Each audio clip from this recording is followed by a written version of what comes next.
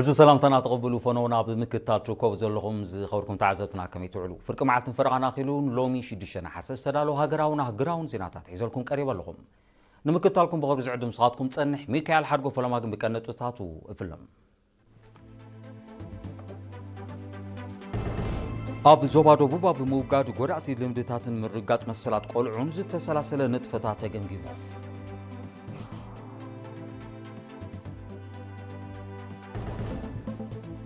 محبركم يرشاوي نبرتي قطر عسراي قوباي اب ادوحا اغانيعو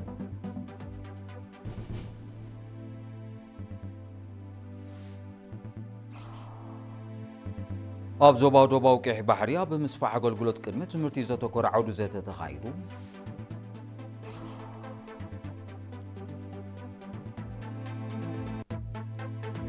اب زيناتات وصاي تشاينا ناب امريكا كدلو خون صنحت نسيفلاون وتادراون معلاتات كغلغل زغل فريات كم اتدرتو افريقيا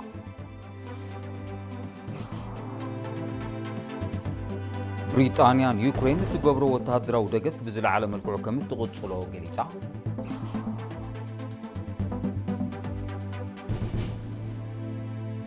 اوروبا وحورت ابز حرف شد شاور حسات 10 مليون طن بحرياو غاز كاب روسيا عديغو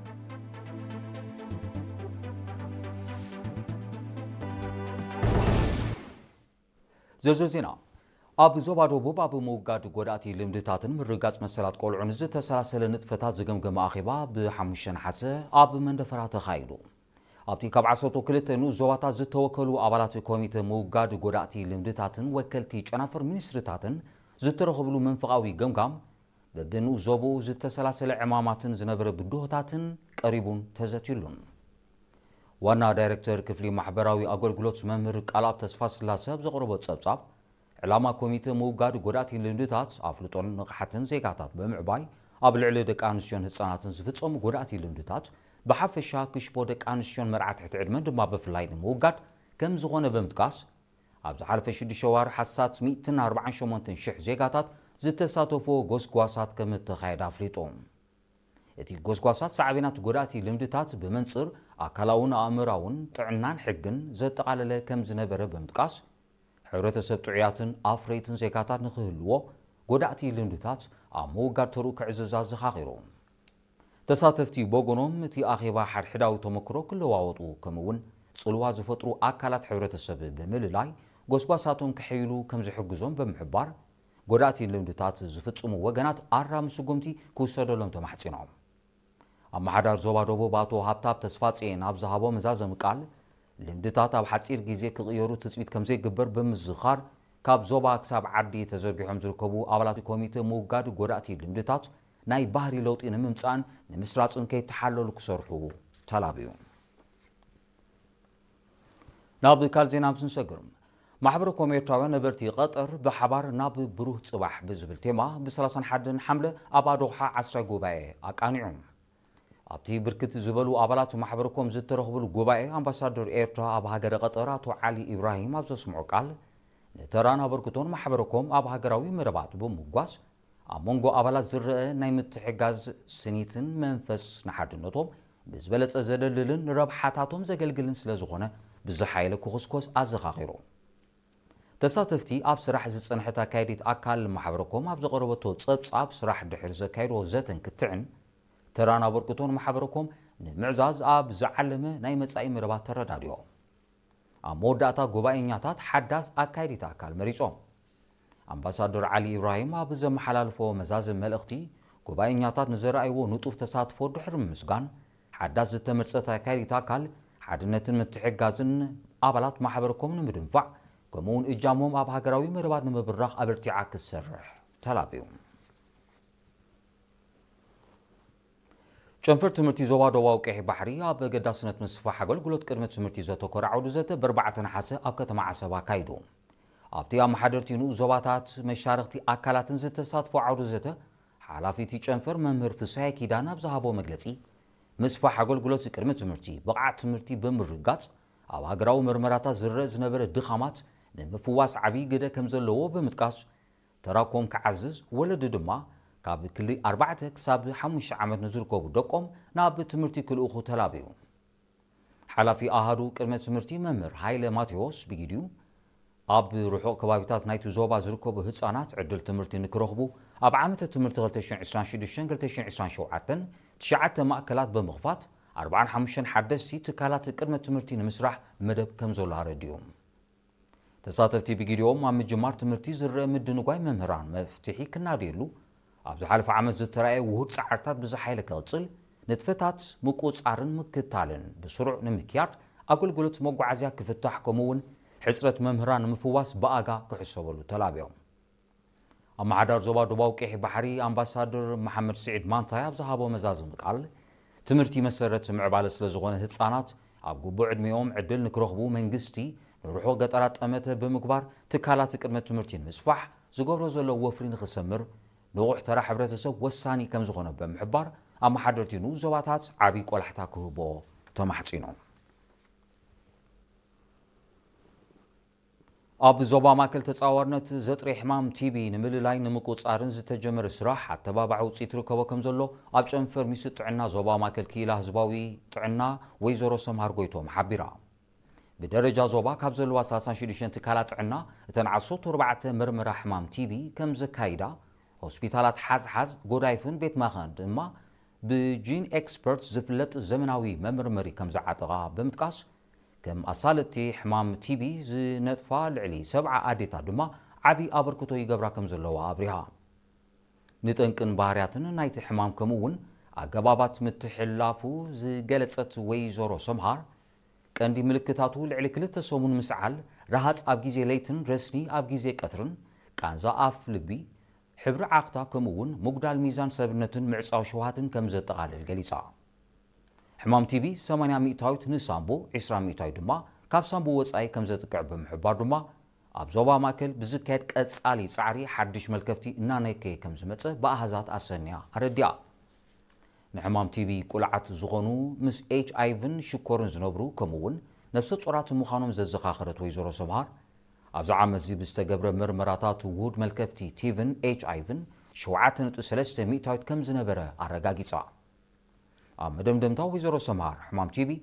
ኣብ ህዝቢ ዝእከበሉ ኣዳራሻትን ኣውቶቡሳትን ስለ ዝመሓላለፍ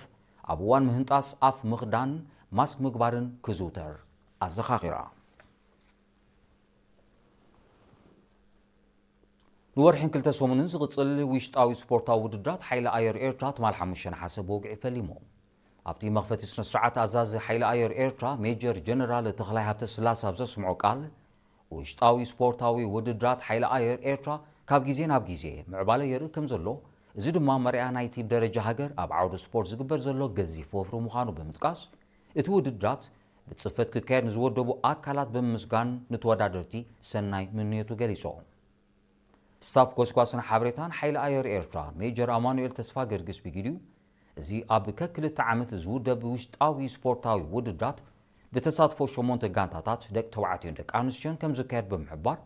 ኩዕሶ እግሪ ኩዕሶ ሰኪዔት ኩዕሶ መርበብ ኣትሌቲክስ ቼዝ ቢልያርዶን ጨመተ ተኹስን ከም ዘጠቓልል ሓቢሮም ሜጀር ኣማኑኤል ኣስዒቡ እቲ ዕላማ ነታ ኣብ ስፖርታዊ ውድድራት ሓይልታት ምክልኻል ኤርትራ ንሓይሊ ኣየር ወኪላ እትሳተፍ ጋንታ ክንፊ ዝምግቡን ንሃገር ዝውክሉን ብቑዓት ስፖርታውያን ንምፍራይ ምዃኑ ብምጥቃስ ፍሉይ ብቕዓትን ክእለትን ክንፀባርቕ ትፅቢት ከም ዝግበር ኣረዲዩ ኣብቲ ናይ መኽፈቲ ስነ ስርዓት ምሕዝነታዊ ግጥም ተኻይዱ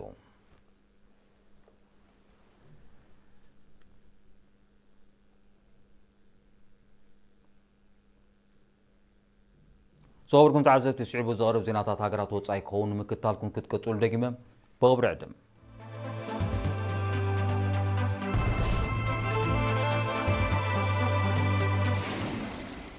ዜናዊ መሰናዶ ኤርቲቪ ይቕፅል ኣሎ ዝኸበርኩም ተዓዘብቲ ስለምክትታልኩም ኣዝየ መስግን ዜና ወፃኢ ህዝባዊት ሪፓብሊክ ቻይና ናብ ኣሜሪካ ክትልእኾ ንፅንሐ ንሲቪላውን ወተሃደራውን መዓላታት ከገልግል ዝኽእል ፍርያት ከም እትድርቶ ኣፍሊጣ እቲ ስጉምቲ ንግዳውን ፀጥታውን ድሕነታ ንምሕላው ምዃኑ ዝገለጸት ቻይና ካብ ትማል 5 ነሓሰ ተግባራዊ ከም ዝኾነ ኣረዲኣ ኣሜሪካ ካብ ህዝባዊት ሪፓብሊክ ቻይና ክትገብሮ ንፀንሐት ሸመተ ተንቀሳቐስቲ ሮቦታት ከም ዘቋረፀቶ ዝፍለጥ ኮይኑ ቻይና ረብሓታታ ንምሕላው ነቲ ስጉምቲ መልሲ ገይሩ ከም እትህበሉ ኣጠንቂቓ ተወሲዱ ዘሎ ሓድሕዳዊ ስጉምታት ንንግዳዊ ፍልያት ክልቲአን ሃገራት መሊሱ ዘግፍሕ ምዃኑ ይጥቀስ ኣብ 2024 ልዕሊ 660 ቢልዮን ዶላር ዝነበረ ንግዳዊ ምልዋጥ ኣሜሪካን ቻይናን ኣብ 2025 ናብ እስታት 490 ቢልዮን ዶላር ከም ዝወረደ ጸብጻባት የረድኡ። እቲ ምንቁልቋል ሳዕቤናት ናይቲ ኣብ መንጎአን ተፈጢሩ ዘሎ ንግዳውን ጂኦፖለቲካውን ረብሓታት ዝጠንቁ ዘይምቅዳው ምዃኑ ክኢላታት ይገልጹ። ብሪጣንያ ንዩክሬን እትገብሮ ወተሃደራዊ ደገፍ ብዝለዓለ መልክዑ ከም ትቕጽሎ ኣፍሊጣ። እዚ ዝተገልጸ ሓድሽ ጸሓፊ ምክልኻል ብሪጣንያ ዌስ ስትሪንግ ትማሊ 5 ነሓሰ ምስ ፕረዚደንት ቮሎዲሚር ዜሌንስኪ ኣብ ከተማ ኪየቭ ኣብ ዘካየዶ ዝርብ እዩ። ብሪጣንያ ወትሩ ኣብ ጎኒ ዩክሬን ከም ዘላ ዝገለጸ ዌስ ስትሪቲንግ ክትገብረላን ጸንሐት ደገፍ ብዓይነትን መጠንን ከም ተብሎ ኣረድዩ። ከም ኣካልቲ መደብ ብሪጣንያ ደገፍ ስርዓት መከላኸሊ ሚሳይል ከም እትገብርን ንሰራዊት ዩክሬን ክትህቦ ጸንሐት ስልጠና ከም ተስፍሖን ኣነጺሩ። ብሪጣንያ ንዩክሬን ተወሳኺ ወተሃደራዊ ደገፍ ክትገብረላ ከም እትገብረላ ትገልጽ ዘላ ሩስያ ኣብ ልዕሊ ዩክሬን እትካየዶ መጥቃዕታት ኣስፊሓቶ ኣብ ዘላትሉ እዋን እዩ።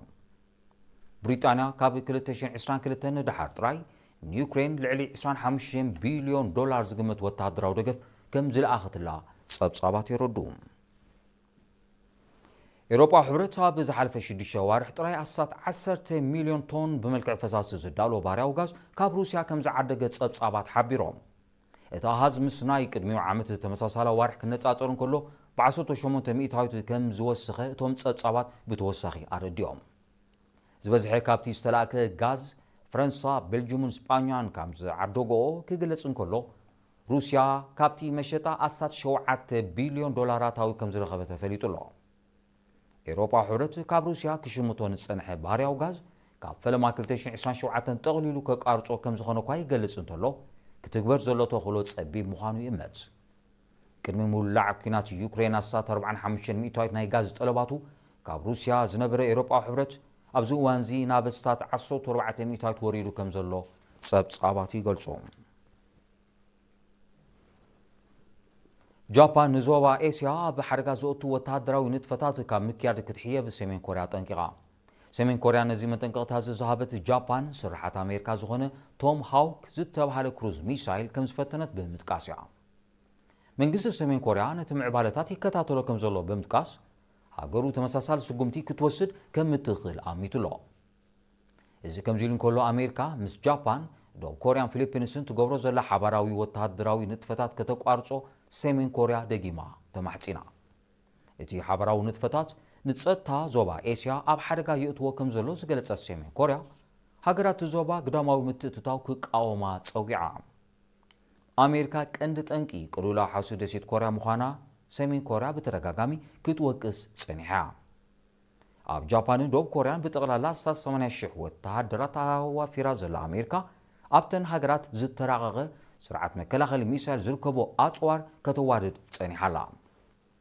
ሰሜን ኮርያ ከተካይዶ ጸንሐት ተደጋጋሚ ፈተነታት ሚሳይል መልሰ ግብሪ ናይቲ ኣሜሪካን ደቡብ ኮርያን ዘካይዶ ዘለዋ ሓባራዊ ወተሃደራዊ ልምምድ ምዃንያ እትሕብር። ክስተት ኤልኒኖ ከስዕቦ ብዝኽእል ሕፅረት መሰረታውያን ጠለባት ህይወት ኣስታት 50 ሚልዮን ህዝቢ ኣብ ደረጃ ኩቱር ጥሜት ክጽንብር ከም ዝኽእል ዓለማዊ ውድብ ምግብን ሕርሻን ኣሚቶም። ኣብዚ ዓመት እዚ ኤልኒኖ ክኽሰት ልዕሊ 80 ሚእታዊ ተኽእሎ ከም ዘሎ ዝጠቐሰት ውድብ ብሰንኩ ኣብ ዝመጽእ ዓመት ብደረጃ ዓለም ኣብ ኩቱር ጥሜት ወዲቖም ናይ ዘለዉ ሰባት ቁጽሪ ናብ ልዕሊ 274 ሚልዮን ክብል ከም ዝኽእል ግምታቱ ይብሎ። ዞባታት ማእከላይ ኣሜሪካ፣ ደቡብ ኣፍሪቃን ገለ ክፋል ኤውሮጳን በቲ ተፈጥራዊ ክስተት ሕልፊ ካልእ ከባቢታት ክጥቅዑ ከም ዝኽእሉ እዩ ዝግለጽ።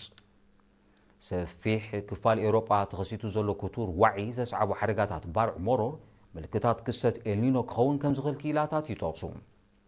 ብዘይካዚ ኣብ ማያዊ ኣካላት ተኸሲቱ ዘሎ ድሕሪ 1950ታት እቲ ዝለዓለ ምዃኑ ዝተገልጸ መጠን ዋዒ ንተርእዮታት ኤልኒኖ ከም ዘመልክት ተፈሊጡሎ።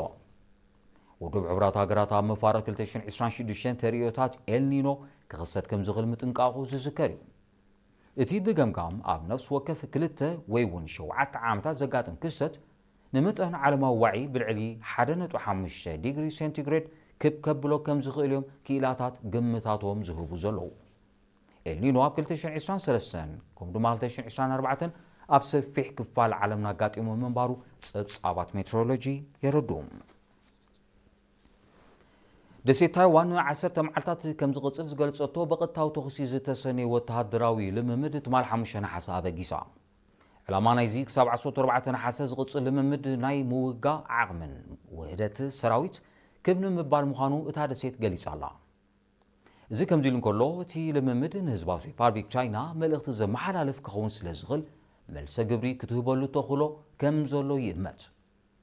ኣካል ልኡላዊ ግዝኣታ ንዝኾነ ደሴት ታይዋን ብሓይሊ ክትፅምበራ ከም እትኽእል ተጠንቅቕ ቻይና ኣብ ከባቢታ ደሴት ተረጋጋሚ ወተሃደራዊ ልምምድ ከተካይድ ከም ዝጸንሐ ዝፍለጥ እዩ ቻይና ኣብታ ደሴት ንዝግበር ግዳማዊ ምትእትታው ብትሪ ከም እትቃወሞ ፀብጻባት የረድኡ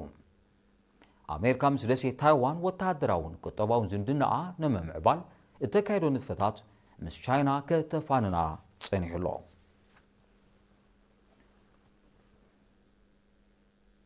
ዜናታት ምዛም ቀንዲ ነጥብታቱ ክደግመልኩም ኣብ ዞባ ደቡብ ኣብ ምውጋድ ጎዳእቲ ልምድታትን ምርጋጽ መሰላት ቆልዑን ዝተሰላሰለ ንጥፈታት ተገሚቱ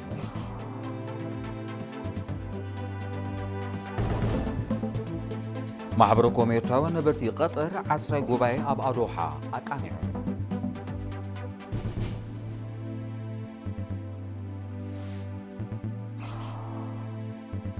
ኣብ ዞባ ደቡባዊ ቀይሕ ባሕሪ ኣብ ምስፋሕ ኣገልግሎት ቅድመ ትምህርቲ ዘተኮረ ዓውዲ ዘተ ተኻይዱ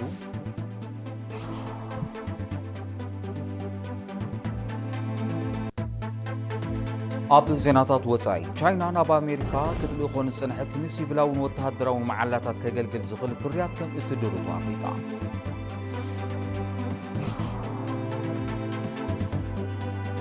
ብሪጣንያ ንዩክሬን እትገብሮ ወተሃደራዊ ደገፍ ብዝለዓለ መልክዑ ከም እትቕጽሎ ገሊጻ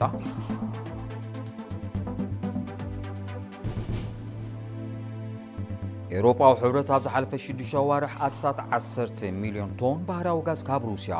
ዓዲጉ